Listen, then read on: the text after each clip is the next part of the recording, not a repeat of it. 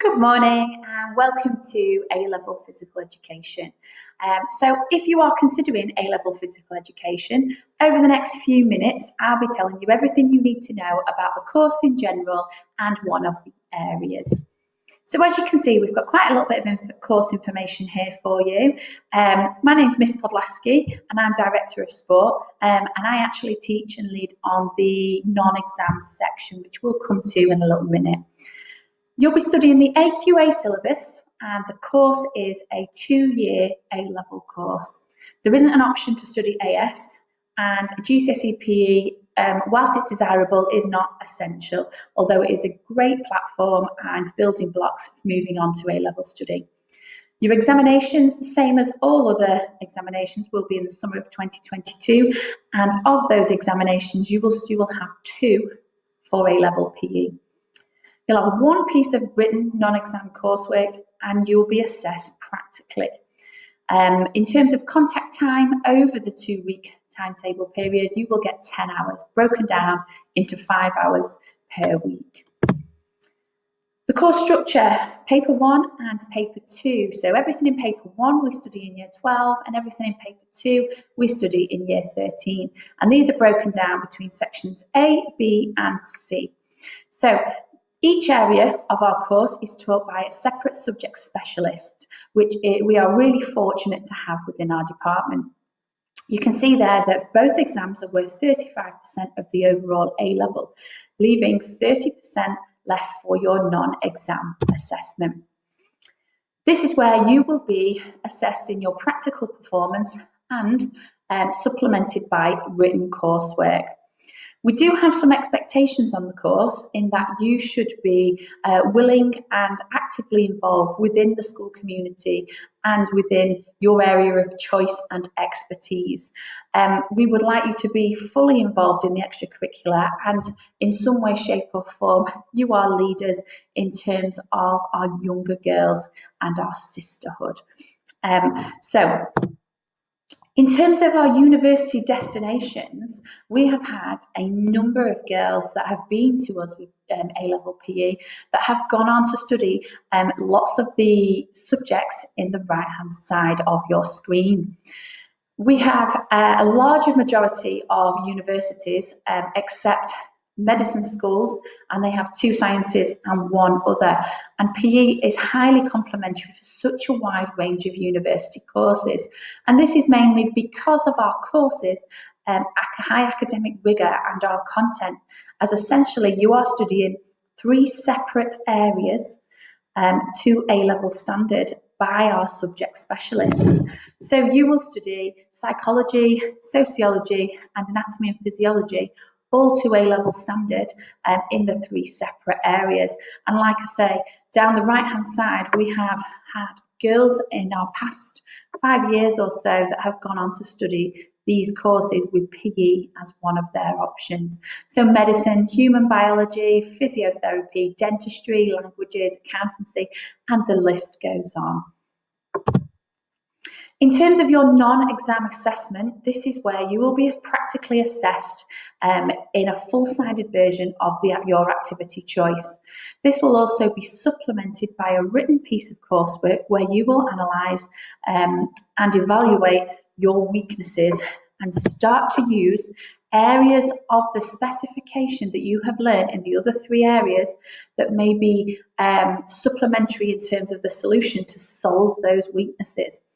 As you can see, they're broken down between 45 marks, and you will be required over the course of the 2 years to collect your practical evidence via filming. So this is your full responsibility, and we will obviously be asking you at intervals to supply us with this video in. Now, we strongly recommend you do this from the start of the course due to obviously COVID restrictions.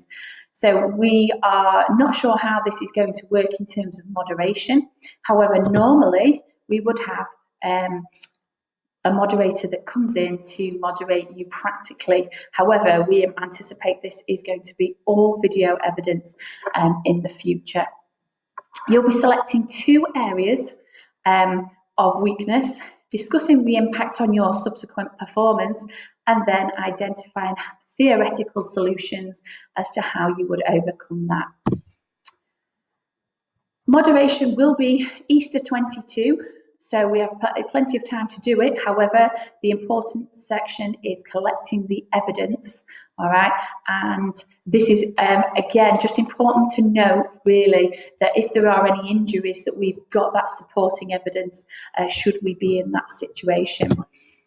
So in terms of a quick summary, you've got 4 units of work in Year 12, 4 in Year 13, and you will be in contact constantly with 4 separate members of the PE department, which I feel is really beneficial for you. It is highly theory-based with practical performance that is supplemented from you outside of school. 10 hours of contact time per fortnight, and hopefully we have been able to answer any questions that you may have. If you do still have any further questions, please do not hesitate to email Mrs. Davidson at the address below. Otherwise, we look forward to seeing you in September and you being part of our PE family. Hello, I'm Mrs. Rogers and I'm one of the teaching team in the PE department at Sheffield Girls, and I teach the section on exercise physiology and biomechanics at A-level. So, some of the topics we cover in this area are the musculoskeletal system, movement classification, neural, chemical and hormonal regulation of respiratory and cardiovascular responses, neuromuscular function, energy systems and energy expenditure, fluid mechanics and projectile motion, to name just a few. So a third of the A-level papers is based on this area, and you're probably thinking, well, what do all those terms mean? So if we look at how it reflects in society and the really big sports science questions, the section I teach covers the answers to things like, why is it that Simone Biles is the very best gymnast the world has ever seen? What is it about her physiological structure that enables her to jump higher, turn faster and more times than any other gymnast we've ever witnessed? Do her muscles look different if we were to dissect them? How do they work? How do they connect to her nervous system that enable her to recruit more fibres to reach those greater heights? Does she metabolize food in a different way? Are her bones denser? So, we will also be looking at Lucy Bronze and such like performers. We'll be looking at why is it that she is such an outstanding defender? What is it about her position on the pitch that gives her greater stability in order to be a greater defender? What is it about the structure and workings of her heart and lungs that enable her to maintain such a high level of performance for so long? We'll look at how she converts glucose into energy for her sport. We'll look at how she manages to make the ball curve in the air, and what is it about currents in the air that enable this to happen.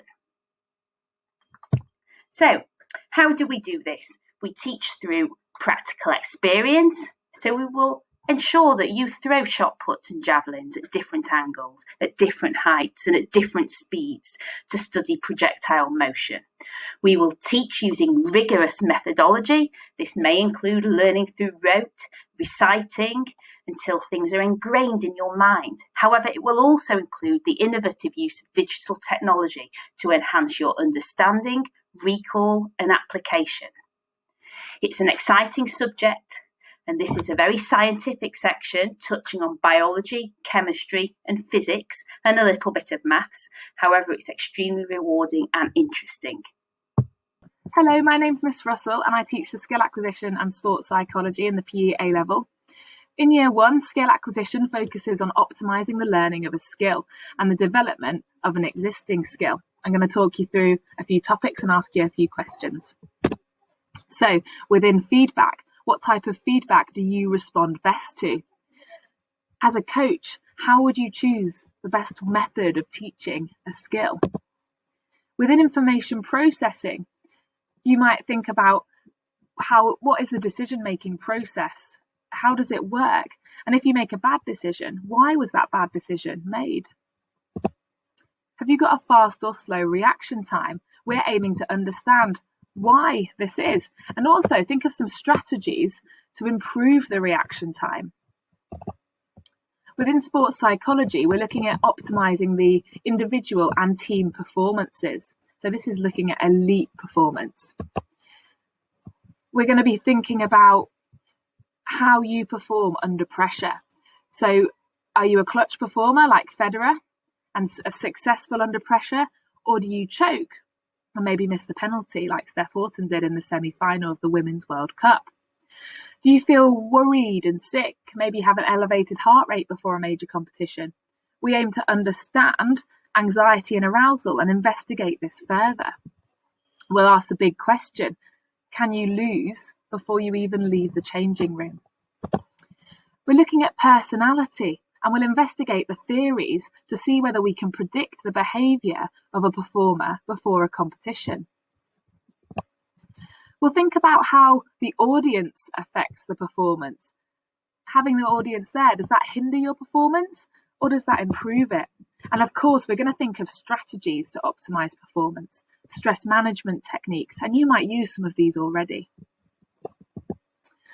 I look forward to meeting you. Thank you very much. My name is Susan Good and I'm responsible for delivering the Sport and Society module of A-Level PE. I've been teaching this part for 25 years now, and for me, obviously I say this, but it's the most fascinating. So what does this part of the course involve? Well, rather than giving you a list of topics, I would like to present you with a series of images and ask you to ponder, as these are examples of the topics that you'd investigate. So let's start by looking at the first slide. This is a game of mob football, played in medieval times, but not only by the lower classes, but also only by men. So would you be interested in knowing how it developed into the sophisticated game of association football played and watched by billions of men and women throughout the world today? Would you be keen to understand how socio-cultural factors like the Industrial Revolution, development of the railways, improved literacy and middle-class philanthropy all also had an enormous impact on the development of sport? Not just in this country, but throughout the world. Talking of which, how did games like football, cricket, lawn tennis, rugby, all invented in England, end up being played throughout the world? Are you aware of the role played by British soldiers, British diplomats, British missionaries, and the sons of British industrialists? It was they who sowed the seeds of modern sport and helped create sport to be the global phenomena it is today. What about women in sport? In sport and physical activity, statistics prove time and time again that women's involvement is much less than men's. Have you ever considered why? Why is it fewer women participate? Why are there fewer sports for women? Why fewer clubs and leagues? Why are fewer professional sports women? Why, when professional, they often earn less money? Lots and lots and lots of questions here. And drugs. What about drugs and sport? Do you have an opinion on this? What points could you put forward to support your argument? Is it actually possible to argue in favour of drugs being accepted as a legitimate part of top-level sport? In commercial sport world, where winning and losing can be decided by millimetres or hundreds and thousands of a second, any marginal improvement counts. This is where new and innovative technologies are being discovered and implemented to make these gains. Would you be interested in knowing more about how science, coaching and the performer are working together to achieve even more impressive results? Media and sport. The media and sport are now inextricably linked, be it TV, radio, internet, podcasts. Do you think the media's influence on sport is a good thing? Or could its influence end up distorting the sport's core values? Sport, the media and business are now referred to as the Golden Triangle. Have you ever heard of this term? Why do businesses choose to sponsor performers, teams or sporting events? Could you name those businesses who have links with sports? Now finally, this is a picture of a Nimbus 2000, used by the fictitious character Harry Potter to play the fictitious game of Quidditch.